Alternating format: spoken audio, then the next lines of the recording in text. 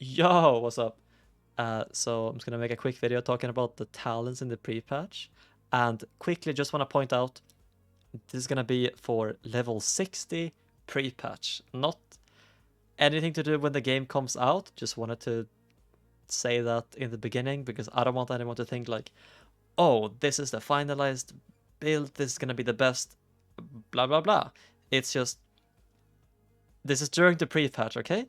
So I would recommend concussive shot, kill shot, improved kill shot because you can use flayed shot. Post haste, get your kick, tar trap, and then the wall. Now here, I would say these ones are kind of mandatory, and the rest you can kind of like change depending on like what you want to do. Now I'm a big fan of Sentinel Owl, but if you don't want to play Sentinel Owl, you don't need to. As an example, right here, I spent 3 points, like 1, 2, 3. But if you don't want to have Sentinel Owl, you can very easily just do like 1, 2, 3, and it's like the same, kind of. But I'm a big fan of Sentinel Owls. I think it's kind of cool, so that's what I'll be going. And then here, probably just take Camo. And now you're in a, situation where, okay, do I want the 40% wall, or do I want like 3% movement speed? Since the bottom path is gonna look like this, I can show you, where you take Keen Insight, Bola, Death Chakrams, and Explosive Shot. I think at the moment this is like doing the most damage. So like this would be the bottom path that I would recommend right now. But to get here, you need to spend 2 points in pathfinding. But like, you could very easily also just put 1 point into here, and then you take Binding Shackles to go down into the exact same thing. Same thing again, if you want to take the Sentinel Arrow that makes it so your people, your teammates can also get the effectiveness of it, then, you can get rid of this, take Sentinel out with Binding Shackles, and now you have gotten here again. But as just like a general thing, I think the movement speed is kind of sick. Actually, maybe it's probably better just to take this. Yeah, just play this, whatever, you should be fine. And then, yeah, I also gave you up them. But like you saw here how flexible it was with like coming down here. So that also means you can just like drop 1 point to take Scare Beast as well. Like it's not that big of a deal really. So yeah, you can also, if you really want to, you can take Steel Trap as well by doing this. I don't think that Serpent Sting at the moment is really worth it. Especially because on this side of the tree you can get Viper's Venom pretty easily. But I mean, if you really want to take Serpent Sting, go right ahead. It doesn't really matter that much. I mean, we're just playing the pre-patch for fun. And then, same thing if you like really want to have Alpha Predator. The only issue is that there's so many points that you can't get the other ones. So like as an example, right? Let's say you are in a situation like this, where you take Alpha, you only have 1 point remaining. So you can't get like Death Chakrams or Explosive Shot, which is kind of sad. So in general, I would say it's probably better to go this. One thing you have to be careful though is that Arctic Bola can actually break CC. Now, I don't know if it's a bug, but it can break CC, so that's something to keep in mind. Be careful. And then, yeah, both of them just do a lot of damage, so I think they synergize pretty well. But as you saw here, there's a lot of flexibility you can do and like things to change around. But just so you get like a general vibe of the things. And then here we can talk about like the hunter tree. Pretty self-explanatory. You just go down here. You have to pick terms of engagement, so you get 20-second harpoon. Pretty mandatory. Have to go eagle here. Now here, probably just go bloodseeker so you can take lunge. This is like one of your most important survival hunter spells, I would say.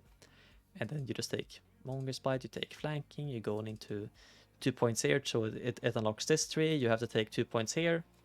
Now from here on out, I'd say it's probably better to take tactical advantage.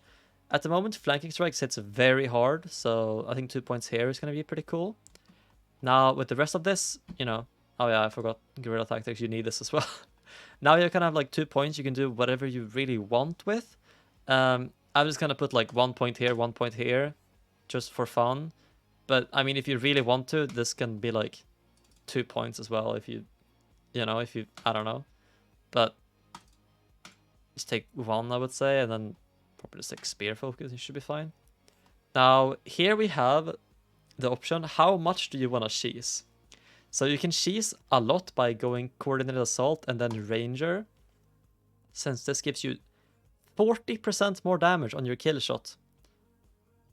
Right? But you can still use flayed shot in the pre-patch, so you just have the most ridiculous dam of all time. So then you just play like probably 1 point in coordinated kill and then like ferocity probably to just get more damage out of flanking strikes and your pet a little bit. Arguably you could maybe play this if you want to be like a super sketchy boy and like only go for the, you know, the like flayed shot dream and burst during coordinated assault. This is like very viable page. Like this can be like completely fine if you really want to do that. Now, I think that's kind of boring. I don't really care too much about like performing super well during the pre-patch. I just want to learn the spells. So therefore, what I want to do is take Spearhead because it's like a really cool spell.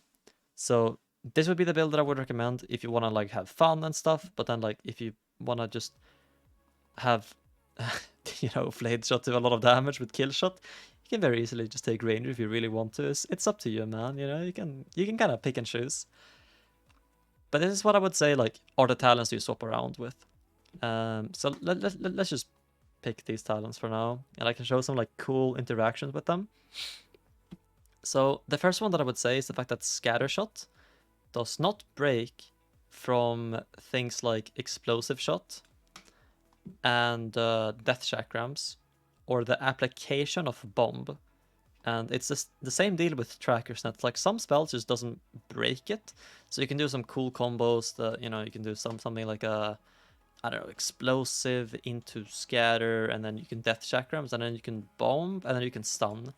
And then if you do this, you know, they're going to be in CC throughout the entire duration, which is kind of cool, like a 1v1. Or maybe like a thing you can do to like set up CC. Something like that. It's like cool combo you can know. Also want to talk about how Sentinel Arrow works. So at the start of the arena game, you should have 5 seconds of Sentinel Owl available. Because how it works is that when you're outside of combat, it just goes up to 5. And then like when you're in combat, it like drops. Or like, am I spoken crack? Sometimes. It's really weird. I mean, this entire pre-patch is like so buggy, but like, you should have 5 stacks available, which means you can do a lot of cool things with Sentinel Hour.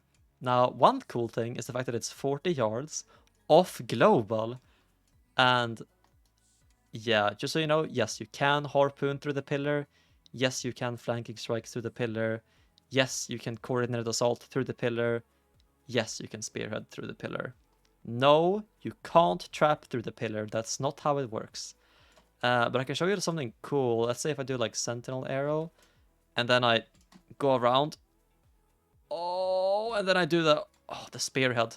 Oi, oi, oi. And it's like a really cool dash for like, yeah, it's pretty cool. Also a bug with this, the bleed doesn't apply whenever you have Eagle up.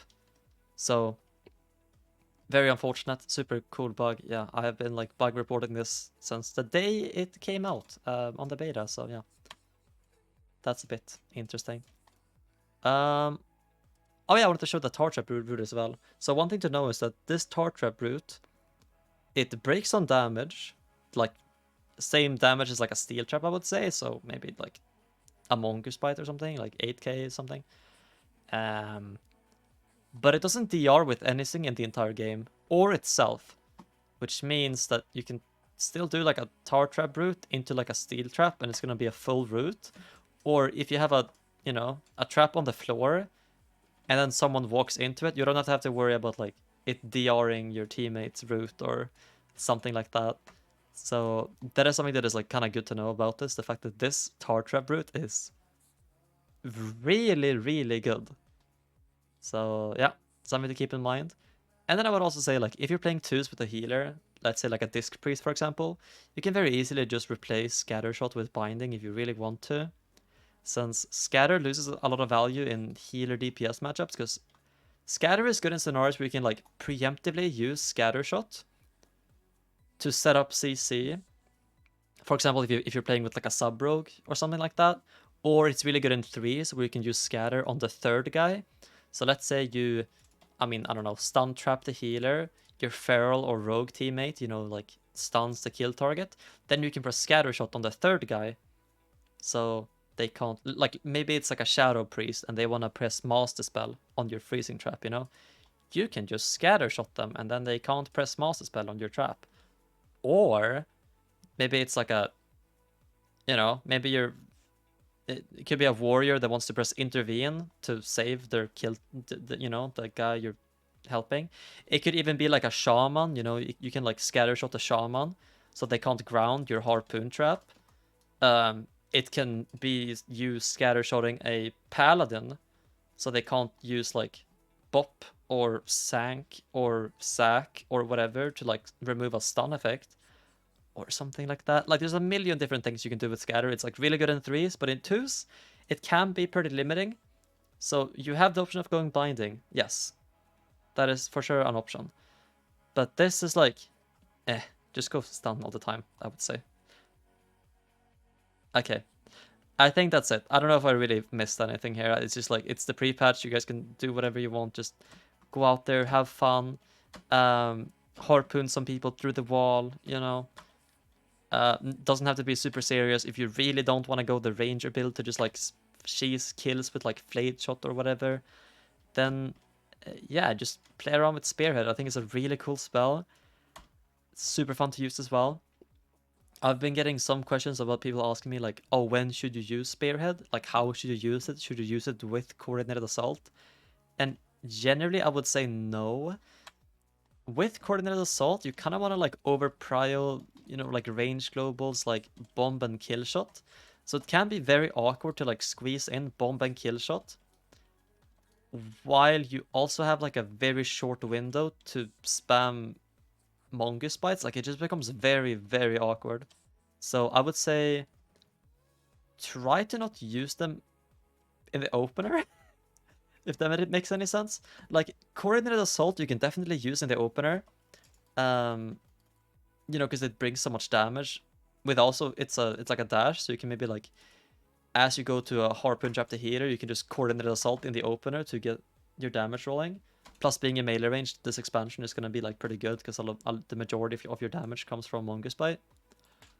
But with Spearhead, usually the best thing that I have found out is like you kind of use it as like an escape tool, kinda in a way where maybe you want to harpoon away, but still be able to do damage. So, you know, since you can bomb them.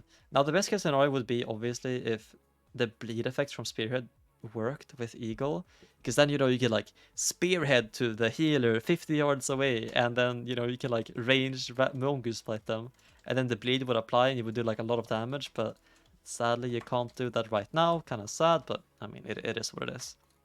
So basically you can use Coordinate Assault in the opener for more burst, since it allows you to press kill shot. And then Spearhead is more of like a... It's mainly just for the mobility, but obviously the damage component is kind of cool for it as well. Or you can maybe use it on the second go, where, let's say, for example, maybe in the opener, or like the second go, you can go for a harpoon trap, and then you can, you know, Spearhead to the kill target on the second go, and then you get more bleed damage from this. Yeah. And then one thing as well, in case you're wondering with really how coordinated assault work, if you have the ability to use this buff, the empowerment, you always want this to be on a kill shot, since it applies a bleed that does 50% of the damage that you dealt with the kill shot. This bleed is way better if you have the option. So like, you should try to make it whenever you have coordinated assault. If you have 1 talent point, you can get 3 kill shots off. If you have 2 talent points, you can get 4 kill shots off. You should try to make it so every kill shot that you do gets empowered by your pet basic attack, which is just the pet claw. So yeah, something to keep in mind. Now the bomb effect isn't useless, but you know, that's 20% more damage on the initial hit. The initial hit is 4.5k, so that's 900 more damage that you get on the initial damage. Whereas this is just like 50% of the damage. So if it's doing 15k, that's 7.5k. So on the kill shot, you're getting 7.5k more damage. On the wildfire bomb, you're getting 900 more damage. So yeah, obviously in PvP, you kind of want to over prio kill shot if you ever get a proc. Yeah, I think that's it. I don't think there's anything that I missed. Okay, I hope you guys enjoyed the video. Okay, I peace out. Okay, I peace. Bye.